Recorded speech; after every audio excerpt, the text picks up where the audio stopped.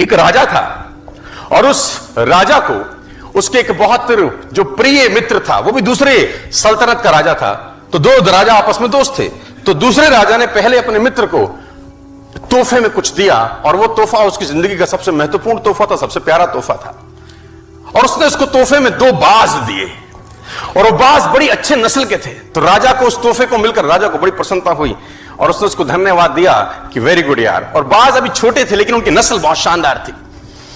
अच्छी नस्ल के बाज देकर राजा प्रसन्नचित हुआ और उसने अपने महल में जो ट्रेनर था, जो पशु पक्षियों को ट्रेन करता था, वो बाज उसके हैंडओवर किए कि इसको तू ट्रेन कर। मैं चाहता हूं ये बड़ी अच्छी नस्ल के बाज हैं, तेरे हाथ में आए हैं, तो उनको उड़ना सिखा, कलाबाजियां सिखा, पैंतरे सिखा, युद्ध नीति सिखा, सब कुछ सिखा और फिर मेरे पास आइयो।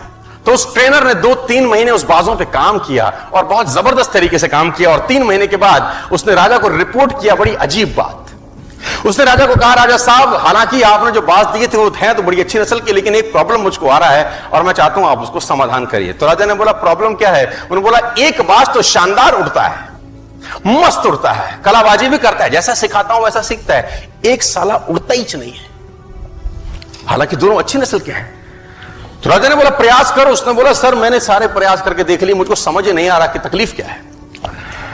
तो राजा ने बोला, किसी और को हायर करो, अपने शहर में, अपने एरिया में, अपनी सल्तनत में कोई ऐसा आदमी ढूंढो जो पक्षी प्रेमी हो, ऐसा आदमी ढूंढो जो नेचर लविंग हो, जो बाज से बात कर सके, उससे पूछे समस्या क्या है, दूसरा भी तो तेरी भांति दनादन उड़ रहा है, तेरे को क्या तकलीफ है?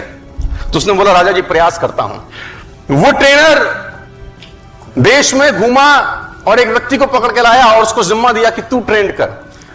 और ठीक इस घटना के 3 से 4 दिन के बाद जब उसको वो व्यक्ति मिला, उस व्यक्ति को उसने वो बाज हैंडओवर किया कि इसको समझ नहीं आ रहा अपने को तकलीफ क्या है। उसने बोला, इसको तो मैं उड़ा दूंगा।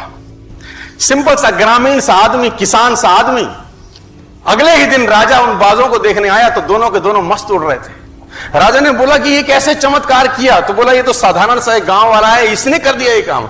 तो उसने गांव वाले से, राजा ने पूछा, तूने क्या किया? उसने बोला, मैंने कुछ नहीं किया, जिस शाखा पे बैठा था उस शाखा को मैंने काट दिया, अपने आप उड़ने लगा। I simply just cut the branch। तो कौन सी शाखा पे आप बैठे हो यार? तो मैं चाहता हूं उस शाखा को काटा जाए।